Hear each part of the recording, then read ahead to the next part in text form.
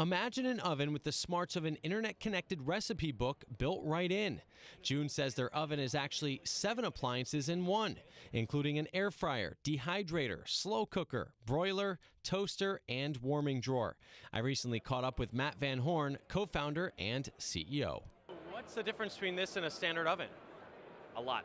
Lots of little things. So a big part of our DNA is Apple. So my co-founder Nikhil was actually the first camera engineer on the iPhone. So using the patents for panorama, tap to focus, instant shutter, and we actually have a camera inside the oven, and we're able to recognize most commonly cooked foods and cook them perfectly every single time.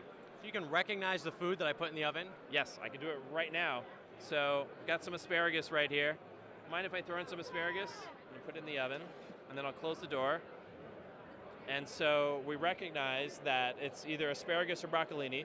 Even if we're 99% confident that it's asparagus, we always show 2 because we want that training data.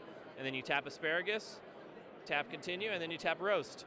And we do all of our automated cook programs with no preheat. So we're able to fold in the preheat time into all of our cooking. And so these asparagus will be perfect in 11 minutes with no preheat. How much and when's it available?